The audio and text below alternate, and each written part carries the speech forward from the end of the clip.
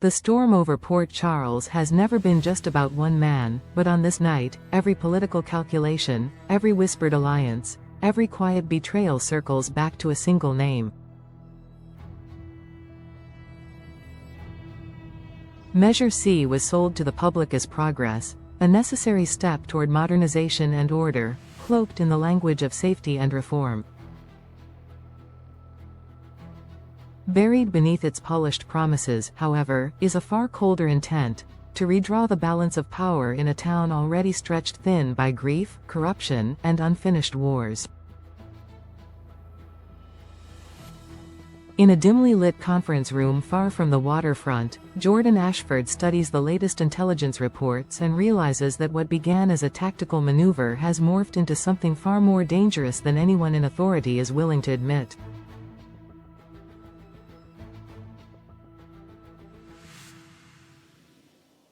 The mission to force Sonny Corinthos out of Port Charles is no longer just an operation, it is a fault line that, once split, could destroy everything the town still has left worth saving.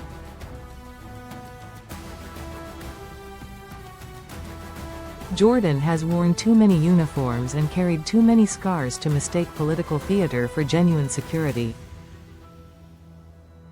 On paper, Measure C looks clean: enhanced oversight, tighter regulations, stricter enforcement tools that just happen to target Sonny's influence and network. It is efficient, targeted, and strategically ruthless. But the pattern beneath the pattern unsettles her. Each clause is weighted, each enforcement mechanism aligned in such a way that when Sonny falls, something else will be there to move into the vacuum before the dust even clears. That precision does not feel like justice. It feels like design. And that design points toward men and interests no one at the mayor's office is willing to name out loud. She knows too well what happens to cities that rip out one power structure without understanding what waits in the shadows to replace it.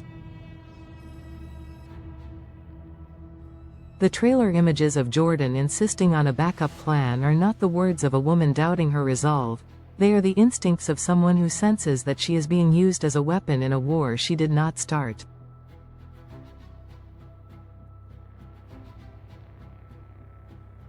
She is expected to deliver Sonny's downfall neatly, decisively, and publicly. But as the operation tightens, the intelligence around Measure C begins to stink of misdirection, concealed contracts, and silent partners whose hands never touch the blood they're so eager to spill. And then Marco walks in. He arrives as if answering an unspoken cue, pushing open the door only moments after Jordan voices the need for an alternate strategy. His presence is an intrusion and an answer, a reminder that there are players at this table who are not elected, not sworn in, not bound by the same code that keeps her awake at night.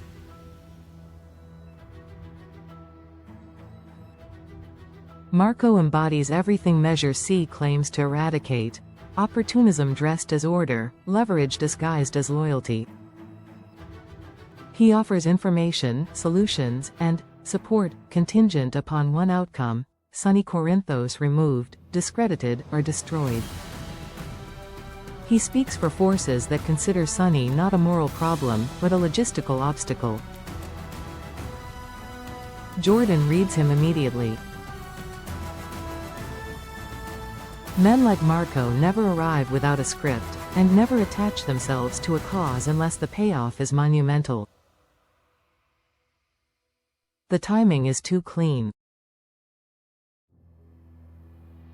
The structures behind Measure C are too prepared.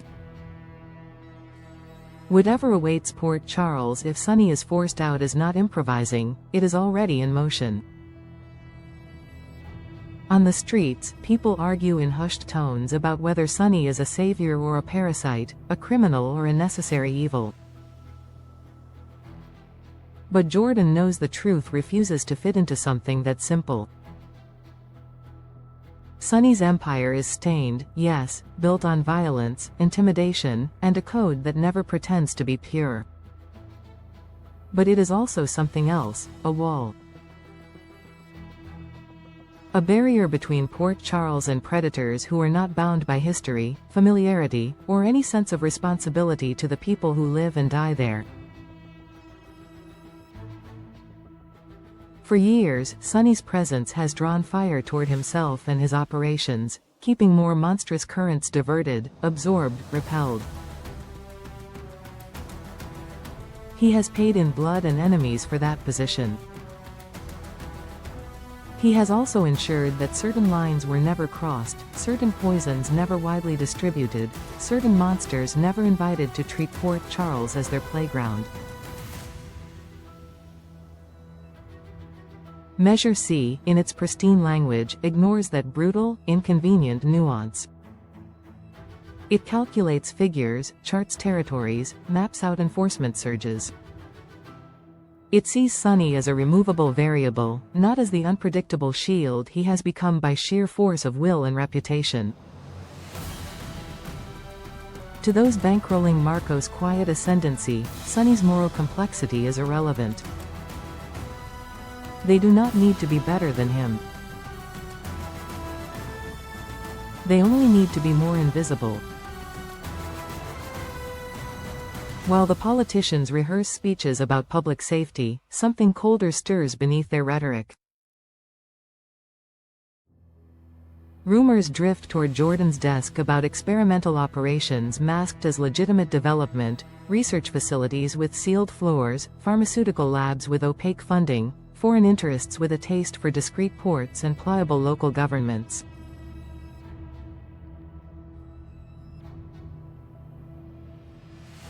Not the cartoonish villains the public imagines, but quiet men in immaculate suits, holding test results and risk projections instead of guns. These are the people who do not fear public outrage because no one ever sees their fingerprints. To them, Port Charles is not a community, it is infrastructure. A coastline. A distribution point. A test environment. Against that vision, Sonny's presence is infuriating. He is loud where they are silent, traceable where they are hidden. He has loyalties, weaknesses, grief, history. He protects people they consider irrelevant, complicating their long-term models. Removing him under the banner of Measure C is more efficient than confronting him openly. It cloaks their ambition in respectability and allows them to claim that they have liberated the town from a criminal tyrant, even as they usher in threats without a face, without a conscience, and without any intention of stopping at Port Charles once the doors are open.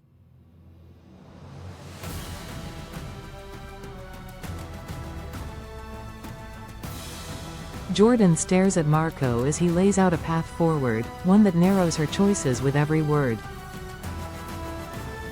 She understands what he is not saying. Once this mechanism is activated, she will not control what comes next. The structure of Measure C is not about lawful containment, it is about replacement. Remove the visible syndicate, create a vacuum, fill it with something more profitable, less traceable, and far more lethal in its potential reach. For all his crimes, Sonny has never pretended that his work served some noble global vision. The men standing behind Marco will not hesitate to twist science, policy, and law into weapons that make Sonny's worst days look provincial. Dangerous experiments are not fiction in this world, they are a business model. Controlled substances tailored, tested, and distributed with ruthless detachment. Biological and chemical innovations that are one oversight away from catastrophe, hidden behind charitable fronts and contractual fine print. That is what chills Jordan more than anything. the dawning realization that Measure C might be the doorway, not the safeguard. The conversation turns to contingencies. They discuss surveillance, pressure points, financial angles, alliances. Marco assures them that alternatives to Sonny are already organized, disciplined, ready to stabilize the region. Jordan hears the lie in the language. Stability to him means compliance. It means Port Charles bound to interests it will never be allowed to name. If the mission succeeds as framed, the town will not awaken safer, it will wake up owned.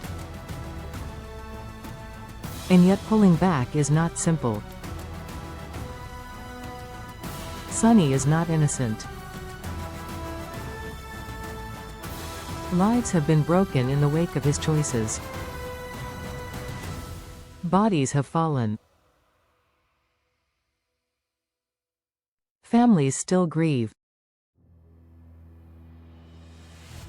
For Jordan to simply abandon any attempt to hold him accountable would be an insult to every badge she has worn.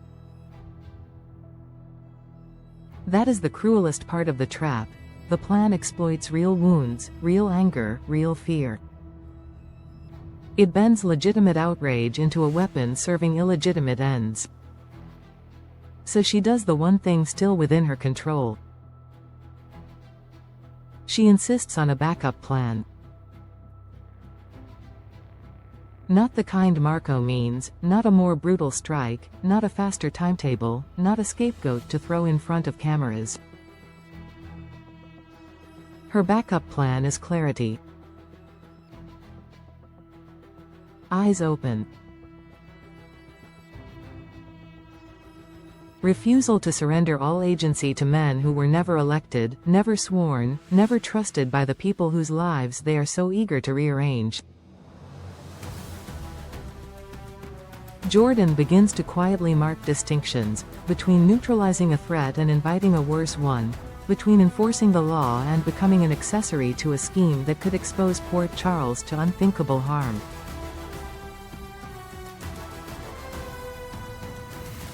She recognizes that if Sonny must be confronted, it must be done in a way that does not tear down the last barrier standing between this town and predators with global reach. And that is where the tension sharpens. Because beneath all the public arguments, one truth hovers like a warning. Sonny Corinthos is deeply flawed, but he is not reckless with the town he claims as his own. The people circling Measure C cannot say the same. They are willing to gamble with lives they will never look in the eye. They are willing to introduce forces they cannot fully control, so long as the profits, the data, and the leverage flow in their direction. Port Charles stands again at a crossroads where no path is clean. To leave Sonny untouched is to accept the blood already on his hands. To remove him blindly is to lower the gates for something far worse. The mission to drive him out has stalled not because its architects are incompetent, but because the town itself resists the lie at its core. Instinctively, the streets understand what the suits in the high-rises pretend not to see, that sometimes the only thing holding back the darkest tide is the very man they have been taught to fear.